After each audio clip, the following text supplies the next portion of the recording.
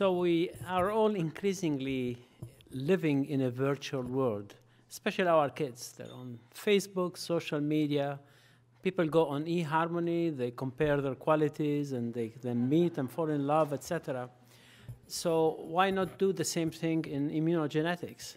And so the virtual cross-match is gaining a foothold because it does streamline the process and may accelerate the time to put in a kidney in patients. So our director of immunogenetics, Dr. Raj Raja, will be presenting the case for and the benefits and maybe the potential problems of the virtual cross-match. I'm on. Thanks, Flavio.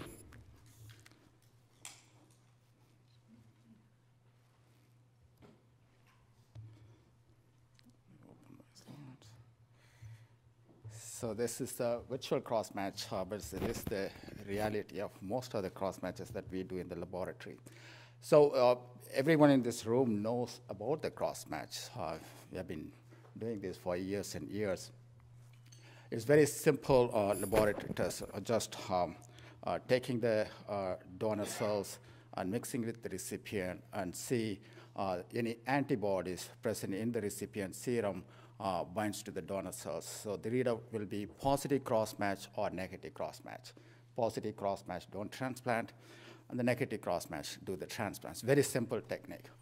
But in over 50 years, people identify this very precise antibody identifications. What are the antibodies present in the serums, and what are the antigens expressed on the donor. If you know this precisely, you can do it like a match cam virtually. We can do it virtual cross-match.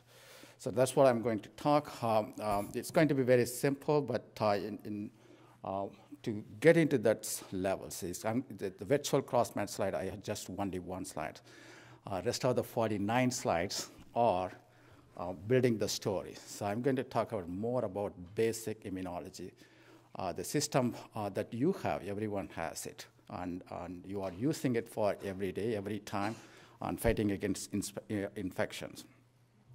So these are the objectives of my talk. In the end of my talk, I hope you will understand the basic of histocompatibility systems and various HLA antibody testing methods, various cross-match techniques, and ultimately what's the concept and utility of virtual cross-match. So if your recipient receive an allograft without any immunosuppression, they will reject. So the system, the genes, proteins, the factors that involves in this rejection process, we call it histocompatibility systems. It has three major components. We know this. So the blood group systems, which is very simple ABO group. Then the major histocompatibility systems, which are HLA molecules. And the last one is the minor histocompatibility system, which is any amino acid difference between two different individuals. But you can characterize all these three systems into two factors. So all three are polymorphics, very different between individuals, and they are immunogenic. They can trigger immune response. But the strength of the amount of polymorphism and the strength of immunogenicity is variable. For example, the blood group antigens, there are very few variations, only 4 different blood group antigens. But it's very high immunogenic. You don't want to cross this ABO barrier. But the minor histocompatibility complex, as I mentioned, see, any single amino acid difference between two individuals are considered to be the minor histocompatibility antigens. But most of them are not making any immune response. Less in terms of immune response, they are very, very low. Only around 25 distinct minor histocompatibility antigens have been characterized that is known to elicit immune response. But the major histocompatibility antigens that are HLA, that in terms of polymorphism, they are highly polymorphic as well as highly immunogenic. That's the big barrier that we are trying to overcome. Because these HLA molecules are the one, the HLA molecules are the one present the foreign peptides, the viral peptides to our immune systems. So every single cells in our body express HLA class 1 molecules. So if the cell, if you get infection, so I'm hitting the wrong button. Okay, so if you get the infection, the infectious materials or the viral proteins is loaded in the context of our self-HLA class 1, which is present ultimately to the subset of T lymphocytes. It's called CD8 positive T lymphocytes, which we have a majority of T cells in our bloodstream are this type. So once the T cell recognizes the class 1 molecules with this foreign peptides, it triggers the immune response. Basically, it releases all the cytolytic molecules that kills these infected target cells. So you contain the infection. So if the infection is not contained by this mechanism, so then a subset of new cells come into place. These cells are called professional antigen-presenting cells, so like dendritic cells, monocytes, macrophage, and B cells, and so on. Their primary function is just capturing these all antigens and presenting to our another subset of immune cells. So to perform this special antigen-presenting functions, they express a special HLA molecules. They call class 2 molecules. So class 2 molecules are expressed on a subset of immune cells, antigen-presenting cells. But the class 1 is expressed on almost every single cell in our body systems. So once the protein is, the foreign peptide is presented in the context of class 2 molecules, it is presented in another subset of T cells called T helper cells, which basically secretes interleukin-2, which are the basically growth factors that can act upon the T cells and the B cells. So it can trigger more cells which are specific to this invading pathogen that is mounted on the class 1, class 2 molecule. So you can trigger immune response, you can contain the immune response. So if you, in the whole slide, so the two important, just one important factor, that is HLA molecules, HLA class 1, class 2, those are the one control your immune response. If you don't have HLA molecules, you will die by infection. So now we are living with many, many viruses and bacteria. So to present all this variety of pathogens, just one HLA molecule is not good enough. That's why we have many HLA molecules. We have at least 15 HLA molecules, we have it. And those genes are present in this particular chromosome, chromosome 6. And the gene complex is known major histocompatibility complex. This is the most gene-dense region ever identified in humans. It spans around 4 megabases of DNA. It contains 124 genes, and 50% of them are expressed, and 50 genes have some immune function, not necessarily HLA molecules, but it also triggers other proteins, so like interferon gamma, complement factors, and all involved in the immune functions. And physically, this HLA or MSC region can be divided into 3 regions. Towards the one telomeric region is the class 1 regions, towards the centromeric region is class 2 region, and in between these two are the class 3 regions. So in the next slides, I'm going to make it in a very simple picture of the same slide. So these are the class 1 regions, and class 2 region, and class 3 regions. So in class 1 regions, we have 3 genes, HLA A, B, and C. And class 2 region, we have 3 sets of genes, DR gene, and DQ gene, and DP gene. So the DR genes, in each in the set, we have one gene, A gene, and other one is B gene. So the A gene is the one encoding alpha chain, and the B gene encodes beta gene. These together combined and expressed in one DR molecule. So you have one DR, one DQ, and one DP coming from alpha chain and beta chain. And all these genes are polymorphic. So the number, except one gene, the DR A genes, which has only 2 variants. And the number I put underneath each gene indicates the number of different variants identified in population. So the HLA-B is very highly polymorphic, over 2,459 different HLA-B molecules identified in human populations. So you will have either 1 or 2 out of these 2,500 different variety of HLA-B molecules. So now we have two chromosomes, one from father and one from mother. So if you look at the gene content, it's not always same. And particularly in the DR regions, you have additional genes. Some haplotypes having additional DRB genes. Either it could be DRB3 or DRB4 or DRB5. So it is even the gene content can be different because out of 4 haplotypes, you will have 2 of any of these 2 combinations. So in terms of genes, one can differentiate. Then what I'm going to show here is this is 2 different individuals. The individual one here in the bottom having simple genotype. There is only one DR gene, but the individual on the top having 4 different DRB genes. So what happens if you consider if all the genes are polymorphic, then you will have in the bottom one, the B locus, you have the same allelic polymorphism, B27, CW7, everything same. So in this case, you will express only 1 B molecules, 1 C, 1 A, and the combination here from the alpha chain, beta chain express 1 DR, 1 DQ, and 1 DP. But if you look at on the top, the second individuals, you have polymorphism in every single genes. So in the B locus, you have B7 and B44, and similarly, every C locus, you have 2 different alleles. So in this case, you will express 2 different B molecules, 2C and 2A. Okay, so that's a huge difference. One individual having only 3 HLA class 1 molecules, other individual can have 6 different HLA molecules. And if you look at the DR, the combination of these 2 genes can produce 1 protein. Combination of these 2 genes can produce another protein.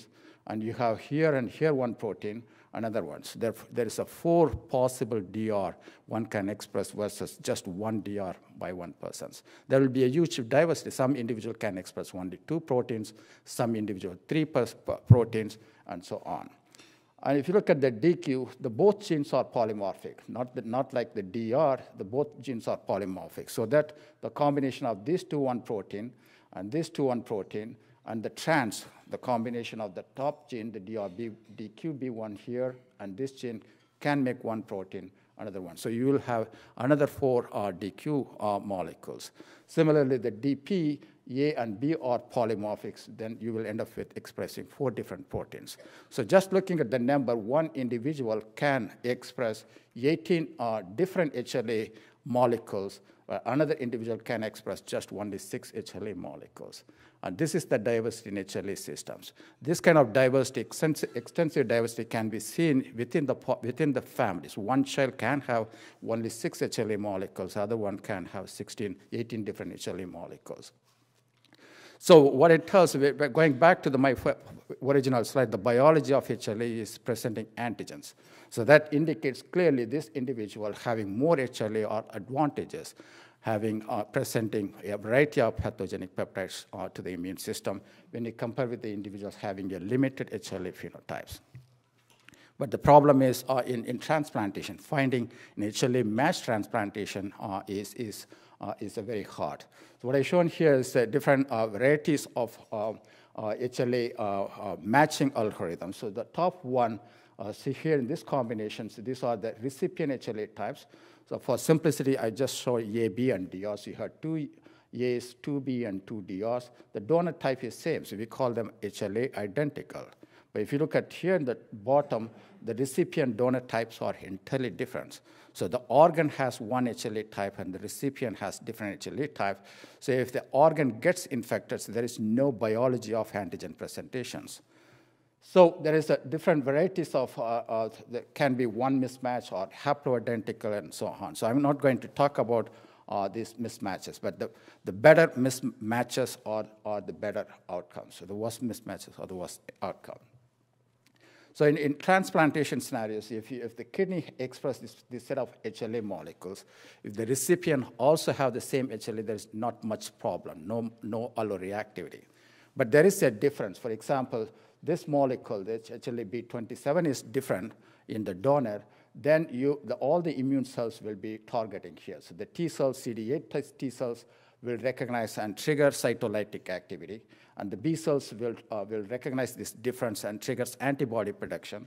And the CD4 T cells, if there is an additional class 2 mismatches, it recognizes and triggers growth factors for the T cells as well as the B cells. So if you will enhance all the immune responses against all the mismatched HLA antigens. So now still the transplantation can be done, because if you remove all these cells, the immune cells, you can put your kidney. So that's what we are doing. So the induction therapy that basically eliminates all the immune cells.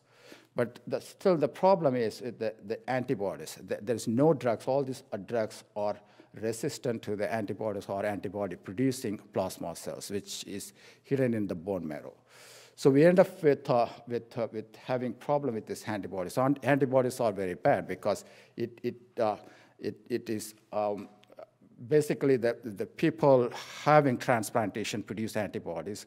The people having multiple pregnancies are producing antibodies, and the transfusions, infection, vaccination also can trigger HLA antibodies.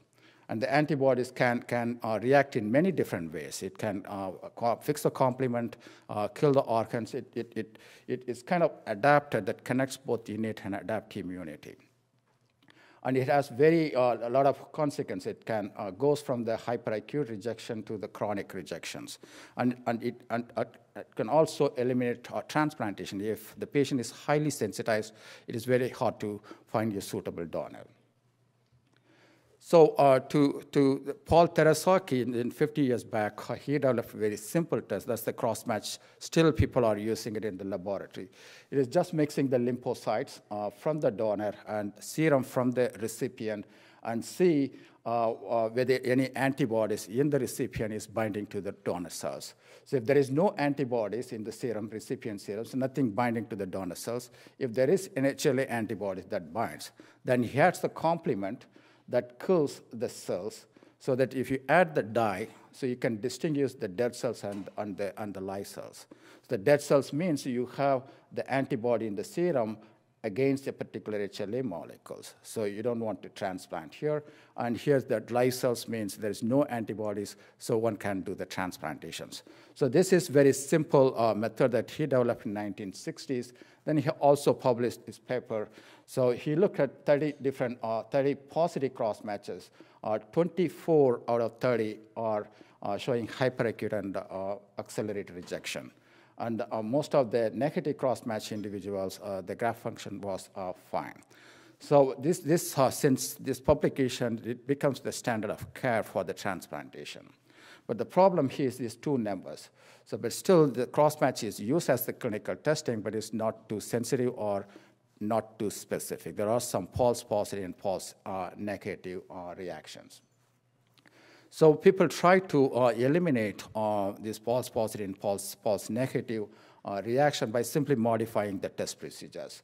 They can eliminate, so if you look at the cells are not only expressing HLA molecules, they express other junk of proteins. And the same way, the recipient serum not only having HLA antibodies, but it also have other antibodies, including IgM antibodies. So the IgM antibodies can kill the cells. It can, because it can fix the complement, but it is not clinically relevant. So people using this chemical, the DTT, one can deplete all these IgM antibodies, or they can add anti-human globulin to enhance the sensitivity of the cross-match testing. But still, it is not good enough. Still, there is a lot of false positive and false reactive reactions. So then people develop the flow cytometry cross-match, which is 30% more sensitive than the classical CDC cross-matches. So here's the same technique. So you have the donor cells, then you add the serum, mix with them. If the serum has HLA antibodies that binds to the donor-specific cells, then you add, instead of complement, you add the secondary antibody that is specific to HLA, the IgG antibodies. The secondary antibodies has a fluorochrome, which can be detected by the flow cytometry. So the more antibodies it binds, the stain will be high. So you can detect in the flow cytometry, and that goes, the reading will be read by like this. Then when you compare with the negative control serum, which do not have any antibodies, then detecting this negative control serum picked with this positive or the patient serum, you can come up with a number, how much the median channel is shifting for the T cells and B cells. So that gives a value of a channel shifts, a quantitative readout for the positive cross matches. So it's not going to tell just positive and negative, but you can also see in terms of number how much positive. Then because the secondary antibodies are very specific to the IgG molecules, they don't recognize IgM molecules. It's very specific to the IgG molecules. And also adding the pronase, one can deplete all the background. So you get very specific cross matches. But still, there are a lot of false positive and false negative cross matches. So 8% of the flow cross matches are false positive. So that means you will avoid unnecessary transplantation unnecessarily. Then 7% of the flow cross matches are false negative. That means if you have the DSA, it's not going to detect in the cross match. So still we need to have a very refined cross matches. So that's what the virtual cross match come into play. So there are two things needs to be done for the virtual cross match. If you know what are the antigens expressed on the donor sites, if you define all clearly, everything, all 12 different HLA genes, some of them are, sometimes you may need to define at the allelic levels. Then in recipients, if you characterize all the antibodies using single antigen bead assay, which I'm come to later. So if you define these components from the donor side and recipient side, you can predict what are the antibodies. You have it in the patients, and is that antibodies are against the donor's antigens. And how much antibodies, if you know that number, you can predict how pretty much whether it's going to cause the CDC crossmatch or the flow crossmatch, or it's going to be a negative crossmatch. So there are many methods we have been using it, define the HLA antigens and antibodies. This is the Luminex technology. This is the mainstay of our laboratory. We have been using for last 10 years. So this technology uses polystyrene microbeads. Then we don't do this anything. We just buy it from the commercial companies. So basically, they color them using two different fluorescents, yellow and red fluorescent, with a different proportions, so that individual beads, these 100 beads, can have a unique colors. So the flow cytometry can distinguish those beads. Then you take the beads and conjugate with a unique HLA protein. So each bead has a specific HLA molecules. Then we pull all these 100 beads, which has 100 different HLA molecules into a single tubes. So this is what we buy from the commercial products. Then once we get the patient serum, you isolate the serum and mix with these beads, the same way that we do for the cross matches. Then if the patient serum has any antibodies, for in this case A2, that binds to this particular bead. Then you add the secondary antibody, which has a fluorochrome. Then you can detect using the Luminex methods, which has two lasers. One detects the population of the cell base or the beads. Other one detects the secondary antibodies. So again, it's a very simple test, but it's very specific test. So if you run the negative control serums, it looks like this. So you have different 100 beads. Each bead is coded with a different unique HLA proteins. Then in the x-axis, it gives the fluorochrome, the MF5 values. That gives how much antibody it binds. So if you look at this is the patient serum showing some antibodies here. There are 6 or 8 different antibodies you can see. It's over 20,000 MF5. And if you look at all these antibodies, you can say there are different antibodies, but in reality, there's only one antibody here. So there are 5 different antibodies, and the frequency of these antibodies, or the target for these antigens, are 62%. So that means if the patient having this profile will avoid 62% of the UNOS donors. And they are basically one antibody. I'm going to explain in a couple of slides next. So if you look at all the HLA molecules, they are very, very similar. So the differences are very, very, very little. So each HLA molecules has their own unique epitope. So unique epitope is nothing but the one recognized by the antibodies. So each HLA molecule here has unique epitopes which are recognized by HLA antibodies. Then in addition to this unique epitope, the HLA also has a public epitopes. For example, here, this triangle is present in in all these 5 HLA molecules. So if an antibody is developed against these triangles, that particular antibody can react with all these HLA molecules, okay? So for example, if a person getting a kidney, so this is HLA type, the allograft HLA type, and the recipient HLA type, the mismatch antigen is only one antigen, that is HLA-A2, then we'll think he will develop only A2 antibodies. But actually he's developing more antibodies because of the shared epitopes. So the antibodies, it's not like one HLA molecule and one HLA antibodies. You have one HLA molecules and multiple HLA antibodies. And the same antibodies can bind to different HLA molecules. So we call them as a cross-reactive group. So there are 11 different cross-reactive groups has been identified. So it's always, when you have the patient's antibodies, never been just single antibodies. You have a bunch of antibodies.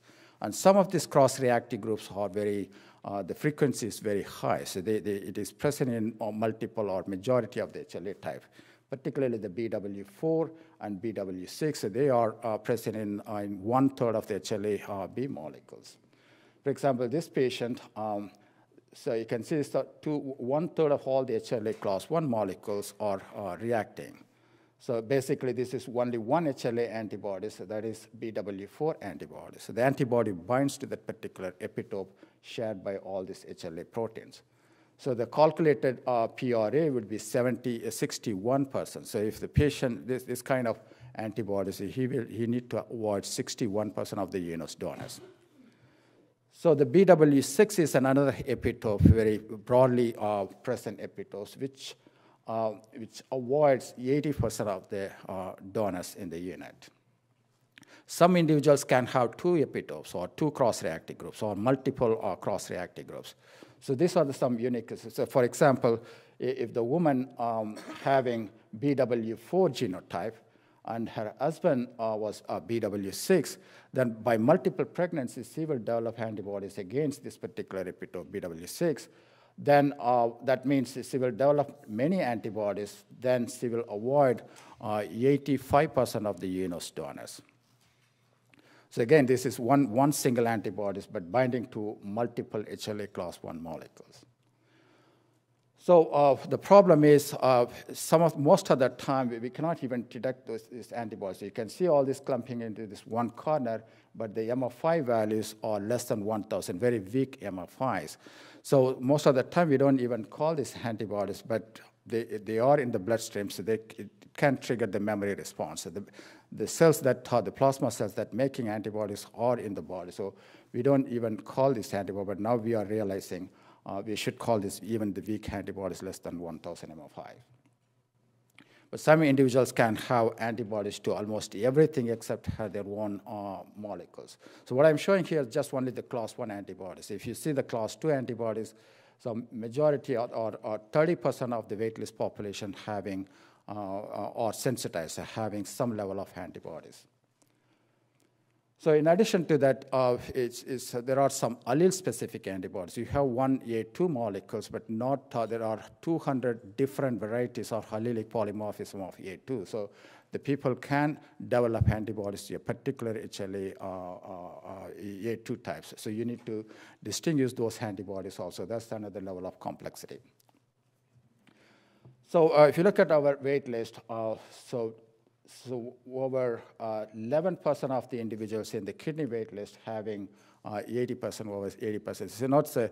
It's a huge problem. It's not the high PRA is not very random. It's over 600 people having 80% PRA, and most of them are retransplant or the woman. So what is the outcome of all this antibody testing? So once we have the antibody testings, we will list all the unacceptable antigens in the unit. Just you can just click all this button. If you have, say, A2 antibodies with the patients, you click them, that will avoid any UNOS donor having HLA-A2 antigens. So that's what you can do it in the laboratories. So for example, if the patient has a A2, so these are the donor types here. So if they have A2, so all you have to look at how many individuals carrying the HLA-A2 molecules. So in this panel, there are 47% of this panel carrying HLA-A2 target. So you need to avoid all these 47% of the individuals. If the patient has additional antibodies like DR4, then you will be avoiding more donors. So that's going to be 60% of the donors. So if he has additional antibodies like a DQ5, you'll be avoiding more donors. That's going to be 69% of the donors. So the more antibodies the patient carrying, so you will avoid a lot of donors. So getting a matched donor is very unlikely. So we also did a correlation between the MFI, the strength of antibodies, and the cross matches. So this is the flow cross match, T cell cross match, and the MFIs. So if anything over 5,000 MFI, the flow cross match will be positive. And anything over 15,000 MFI, the CDC cross match will be positive. So in UCSF, we block anything over 2,000 MFIs. So that means you never get any positive cross match, even with this sensitive flow cytometry. But the problem is there are some allele-specific antibodies, and there are some I think I have this slide. So if the patient has these unique antibodies like a DP, DP alpha, DQ alphas, and allele-specific antibodies, the UROS has no option to block it. So we cannot block those antigens, so we will be getting the positive cross-match. And on the top, we are always looking at the antibodies in the patients and donor typing in the donors. We never look at the expression of the donor types. So the physical cross-match is the only way that is donor-specific. So that's still, it is a very valid cross-match because the HLA proteins, the expression can be different by donor to donors.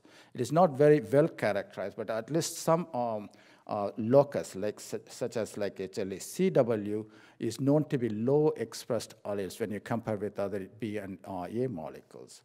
And some alleles like a B44, the expression can be very low when you compare with other HLA-B molecules. So it can be an allele-specific expression also. In addition to that, other cytokines can induce the class 1 and class 2 expression. So it is important to have the donor-specific cross-matches done. And moreover, in the solid phase assay that we are using, the single antigen-based assay, it has its own problems because all this single antigen has been synthesized using, majority of them are using insect cell lines. So it is not comparable to the native proteins. So the antibody can bind to the conformational epitopes like here. So when the synthetic proteins are processed and conjugated on the beads, this conformational epitope can change. So that's why you need to have the physical cross-match also done. So that will be more appropriate. So this is the protocol that we used in UCSF. So you see, if the patient has no antibodies, we don't enter any awards in the unit. So it can be done virtual cross-match. If the patient has antibodies, particularly with these unstable antibodies, we screen multiple times, it goes up and down, then we want to put in these categories. Then if the patient have the DP antibodies, DQ alpha, DQ beta, or allele-specific antibodies, too many antibodies, then we will avoid only those with over 2,000 MFI, and we will follow with do the flow cytometry cross-match. And if the patient antibodies are well-defined and are stable, then we will avoid all antibodies. Anything over 1,000 MFI, then we'll go for the virtual cross-match. So this is not only the practice in UCSF, but many other centers also using the virtual cross-match and very successful. So these are the advantages. It has precision to the actual cross-match, and it eliminates the physical cross-match. So that means you save a lot of money and workload from the laboratory as well as the OPO. And there's no samples involved, so you don't need to wait for the samples from the donor, and you don't need to do the cross-match in the middle of the night. Then it improves allocations, and it increases the rate of transplantation, particularly in the sensitized people. And it permits a national pad exchange, and also one can count the risk of memory response. If you know what is the memory mismatches from the previous transplant, you can avoid those antigens also. So in comparison to this, the virtual cross-match is very powerful technique. So if you define the antibodies and antigens in a precise manner, you can predict your cross-match very well. So I think I'll stop here, then I'll take any questions. Thank you.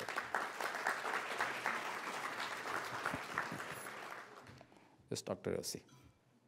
I had a question of why the beads actually ever work. Because the polymorphism between HLA molecules really resides in the peptide binding group. And the differences between one allele versus another really affect the motifs of the peptide that's being bound.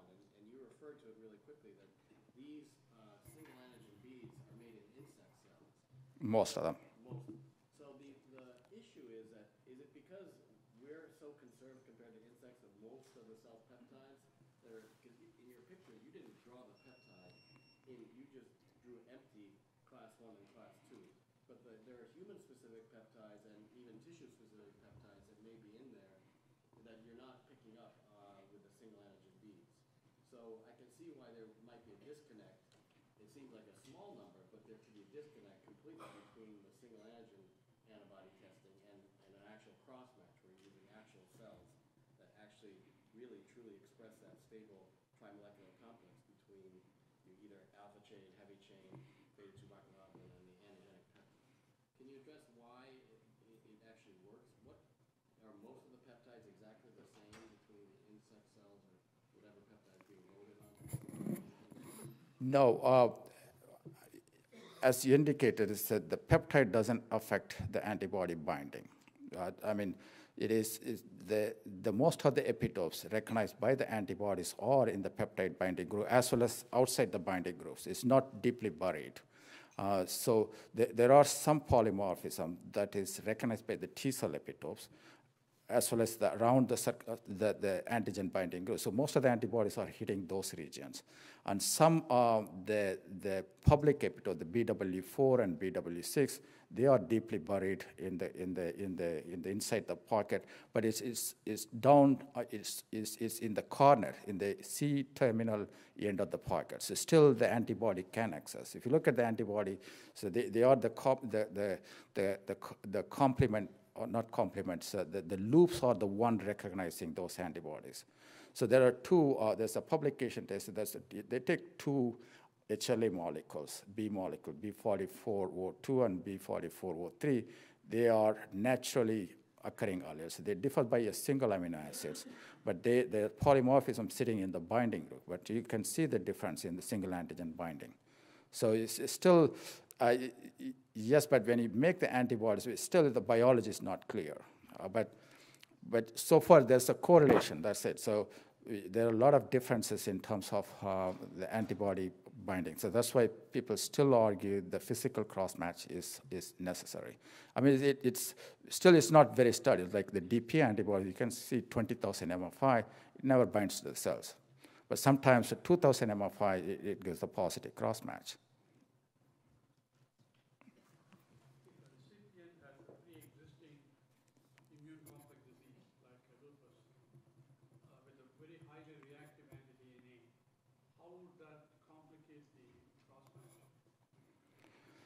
So they probably have the more autoantibodies, so not necessarily directed to the HLA molecules. So they are clinically insignificant, but it can affect our testings. So what we do, we clean up all the cells using the pronase that chop down all the FC receptors that non-specifically bind antibodies. So that clean up a lot of false positive cross-match. We do see the B cell cross-match is positive. When you do the pronase, it becomes negative.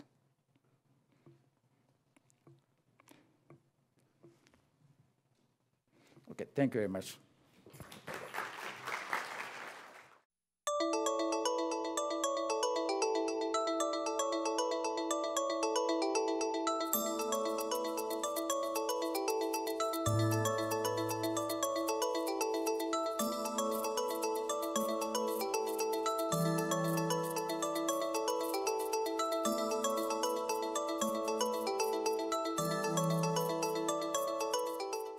The blood group antigens, there are very few variations, only 4 different blood group antigens.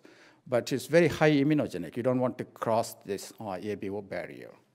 But the minor histocompatibility complex, as I mentioned, see any single amino acid difference between 2 individuals are considered to be the minor histocompatibility antigens. But most of them are not making any immune response. Less in terms of immune response, they are very, very low. Only around 20, 25 distinct minor histocompatibility antigens have been characterized that is known to elicit immune response. But the major histocompatibility antigens that are HLA, that in terms of polymorphism, they are highly polymorphic as well as highly immunogenic. That's the big barrier that we are trying to overcome. Because these HLA molecules are the HLA molecules are the one present the foreign peptides, the viral peptides to our immune systems. So every single cells in our body express HLA class 1 molecules. So if you get infection, so I'm hitting the wrong button. Okay, so if you get the infection,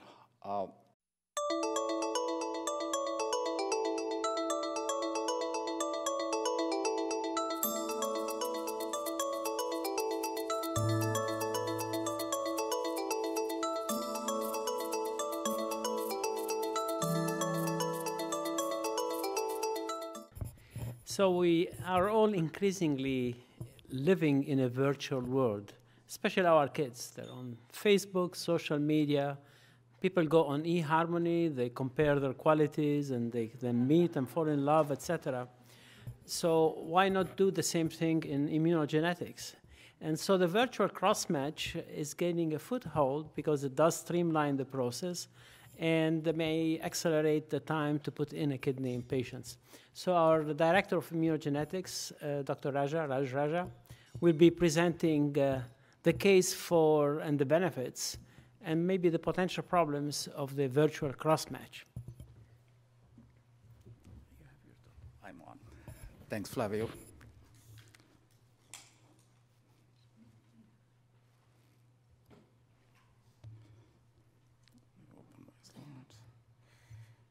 So this is the virtual cross-match, but it is the reality of most of the cross-matches that we do in the laboratory. So everyone in this room knows about the cross-match. We have been doing this for years and years. It's very simple laboratory test, just taking the donor cells and mixing with the recipient and see any antibodies present in the recipient serum binds to the donor cells. So the readout will be positive cross-match or negative cross-match. Positive cross-match, don't transplant, and the negative cross-match, do the transplants. Very simple technique. But in over 50 years, people identify this very precise antibody identifications. What are the antibodies present in the serums, and what are the antigens expressed on the donor. If you know this precisely, you can do it like a match cam virtually. We can do it virtual cross-match. So that's what I'm going to talk.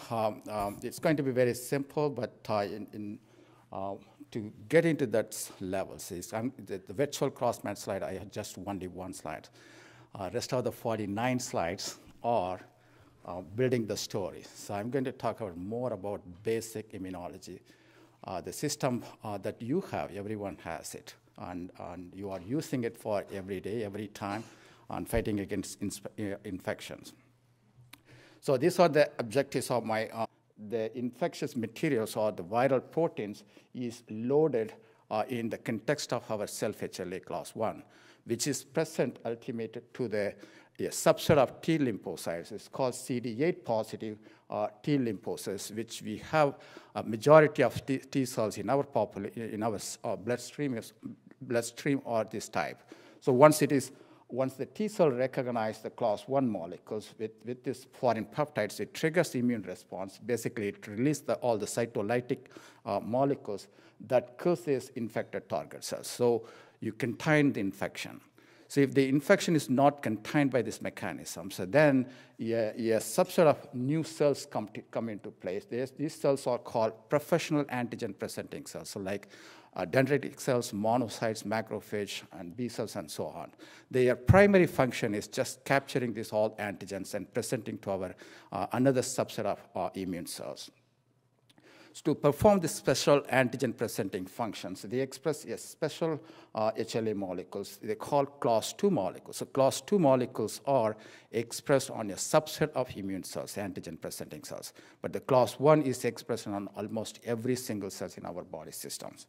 So once the protein is, the foreign peptide is presented in the context of class II molecules, in the end of my talk, I hope you will understand the basic of histocompatibility systems and various HLA antibody testing methods, various cross-match techniques, and ultimately what's the concept and utility of virtual cross-match. So if a recipient receives an allograft without any immunosuppression, they will reject. So the system, the genes, proteins, the factors that involves in this rejection process, we call it histocompatibility systems. It has three major components. We know this. So the blood group systems, which is very simple ABO group. Then the major histocompatibility systems, which are HLA molecules. And the last one is the minor histocompatibility system, which is any amino acid difference between two different individuals. But you can characterize all these three systems into two factors. So all three are polymorphics, very different between individuals. And they are immunogenic. They can trigger immune response. But the strength of the amount of polymorphism and the strength of immunogenicity is variable. For example,